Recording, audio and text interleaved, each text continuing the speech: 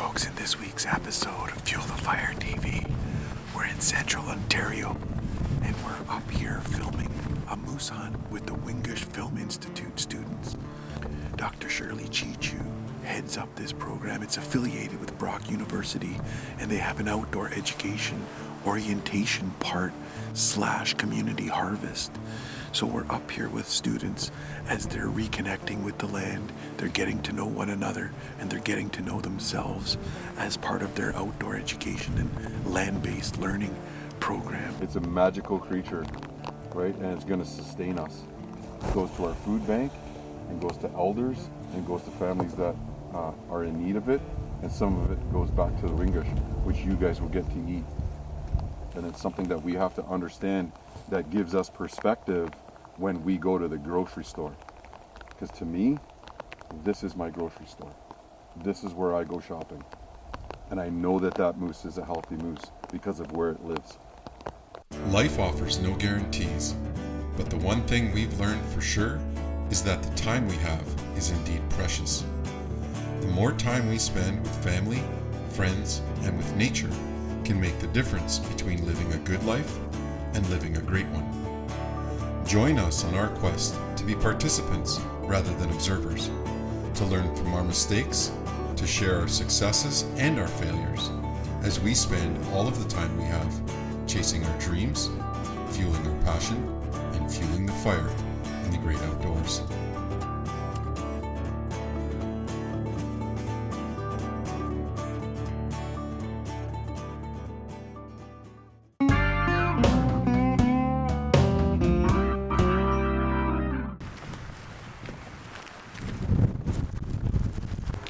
So we're just going to scan that horizon for any kind of movement.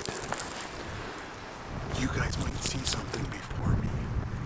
So it's psst, or don't yell meow. It's psst, right? Just because moose can't see that good. So we're good up here. So you can sit wherever, find a stump, get comfortable because we're going to be here for about an hour and a half.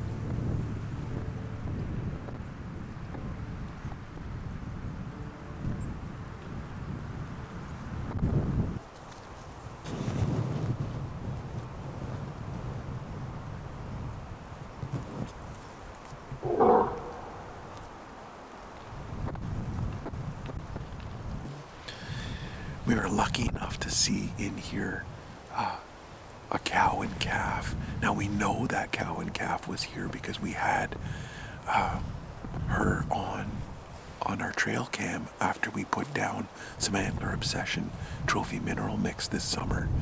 And we also saw a bull, or two bulls. We saw a little fork bull, and then Warren saw him in archery, and then we also saw the secondary bull. He's a little bit wider. We bumped into him on the road as we were going out one night, and he actually ran down the whole way out to the main road, about 1 kilometer. This is a cool spot. Seeing that cow and calf is a real cool thing to do or to see. And she actually barked at us, did a panic bark. Bulls do that when they're not sure, and as you heard there, cows will do that too. That's a cool thing for the students to see and for us to talk about. It's actually pretty rare. It's rare to see a cow and a calf. I don't really see a whole lot of cows and calves together, especially a calf like that, because it was so small. And like I said, they could have bred that cow could have been bred late in the fall last year, so that calf is born later in the spring, so it doesn't have as much time to grow, because usually when you see a cow and a calf, it's kind of hard to tell which is the cow and which is the calf, because the calf is so big. But I don't think there's a bull in here. The rut, the peak of the rut, if this was the peak of the rut, and that's usually in archery, the peak of the rut, if we see a cow like that, one, there will be a calf with it because the bull will chase it away, and two, there'll be a bull with that cow, right? And because we didn't see a bull, we've seen that cow twice, and she doesn't have a bull with it, that's a good indication that the first rut is kind of winding down, and the calf is reunited with its mom. So that's a second indicator that that rut, either she's bred or the rut is kind of winding down. So we're going to ease out of here, and we're going to check out some new territory.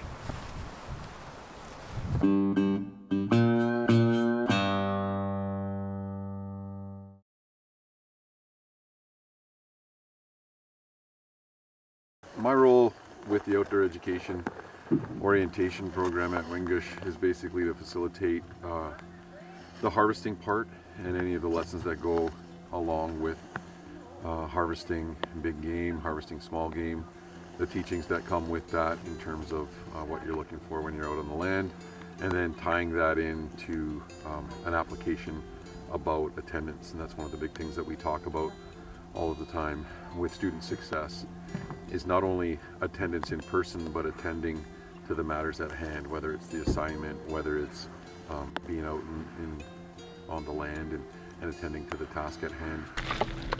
In terms of their antlers, is that every year they're different, right? They grow bigger, they grow wider, and then they fall off every winter, and they regrow them starting in about April, in the spring. These antlers grow at a very quick rate. They're one of the quickest growing tissues in terms of mammals. They can grow up to an inch per day, right? They can add an inch per day in the fall, in the spring, and then they're surrounded by a velvet, right, which actually feeds this bone with oxygen, okay? And then as they get closer to the fall, probably late August, early September, their hormones start to change and they start to release more testosterone into their body, and these soft tissues start to calcify and they start to become hard. Now, when moose are in the growth stage, for their antlers, they have to be very careful. And if you actually watch a big moose go through the woods with a big set of antlers in velvet, they actually move their antlers around and try not to hit anything. Some students are familiar with being out on the land, some aren't so familiar, and some haven't been out at all, and there's a lot of first times for everything. So hunting big game, and trying to harvest a moose is it's a ton of work, and it can be a real grind in terms of getting up at 4:30 or 5 o'clock, getting ready, staying scent free as much as possible, traveling to remote locations. So if you're new at that could be exhausting, because it's exhausting on a good day. So but trying to use that as fodder for discussion about perseverance and about the importance of being connected to the land, and the importance of what we're trying to do, which is to know where our food comes from. That's all part and parcel for the program. So there's a simple way to clean them. It's a little bit shocking, right? But it's the easiest way to do it. So what you do is you put the bird flat like so, and then you step in as close as you can to the wings, on the wings to the breast. You grab it by the legs, right? And it's always good to do when he's clean. And you slowly pull and pull and pull and pull and pull like so. So what that does is it pulls out all his innards like that. And then you're left with the head, which you just pull off. Oh my gosh, is that easy? Oh yeah, especially when it's, and then this is what you're left with. This is just the crop in here. So this is his gizzard, right? So they actually eat all kinds of little, if you want to look inside there, this is where they digest all of their food. So see how they eat, they'll eat pebbles and then this actually grinds all of their meat up, right? So that just comes off, right? Oh, it's And then you're left with this, so good. right? Pull that off. Pull that one off. Crack it. Pull that one off. And then that's it. There's your partridge. We slice that up. We're gonna slice this one up and we're gonna cook it in butter and fish crisp. That's the best way to eat this sucker. And that's it. That's what, when you go in a store and you buy chicken breasts, right? That's just a cut part of that. That's what you're eating right there.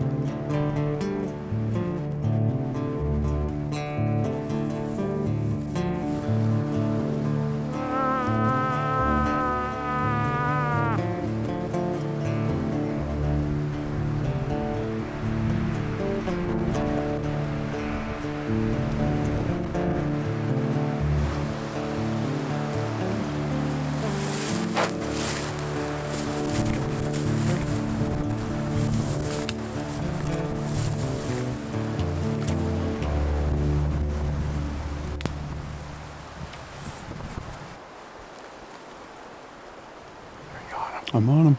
Good to go, buddy. Wait for him to turn. Yep.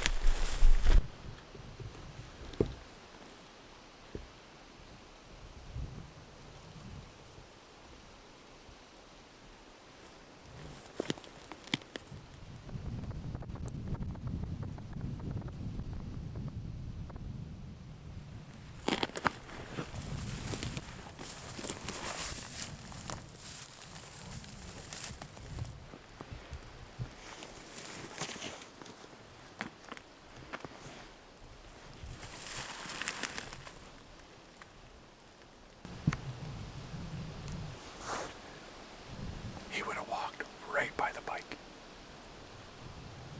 We're gonna see his tracks right there.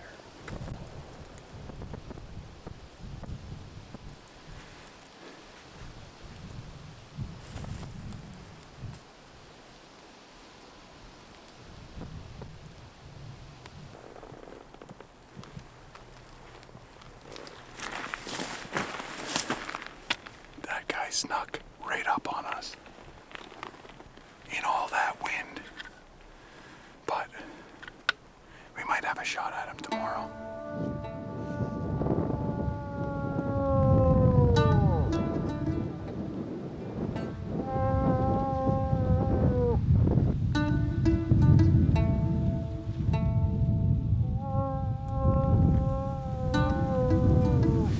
Here he comes. Here he comes. Get over here. He's coming out.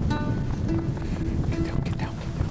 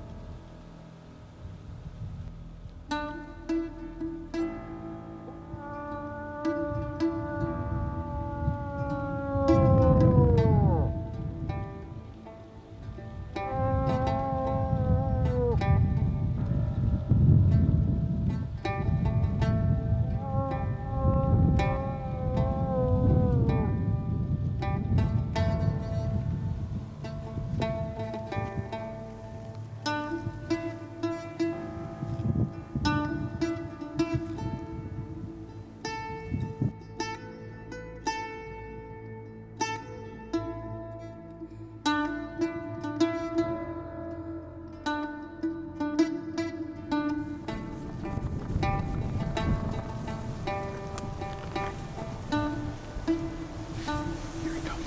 Here he comes. Get over here. He's coming out. Get down, get down, get down.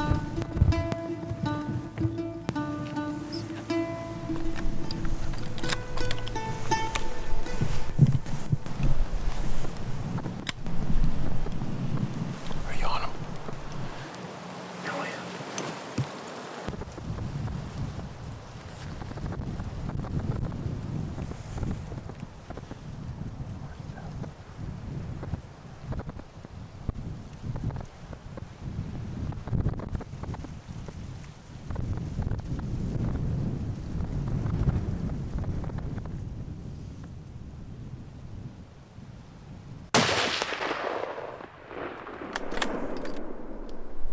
He's gonna go down. He's going down.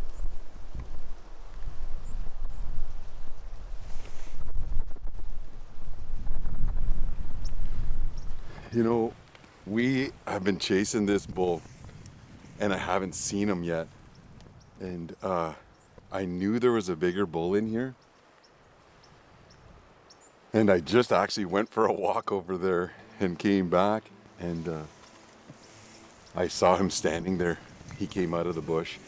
This Benelli Lupo is a fantastic rifle from Ramaco's. This is such a cool gun. I really like this gun. Topped with a burst scope. Just fantastic. We have a ton of work to do. I can't wait to get my hands on this bull. He looks like a real good bull with some nice paddles. Yes, fueling the passion, fueling the fire, and getting outdoors with the Weengushk Film Institute. That was awesome. Yes! Yes!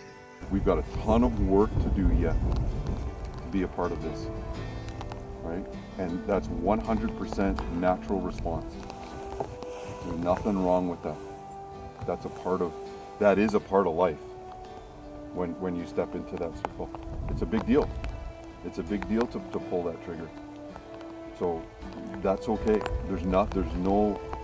That is 100%, let it go, right?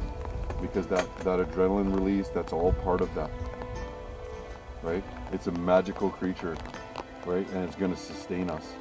It goes to our food bank and goes to elders and goes to families that are in need of it, and some of it goes back to the Weengushk, which you guys will get to eat. And it's something that we have to understand that gives us perspective when we go to the grocery store. Because to me, this is my grocery store. This is where I go shopping.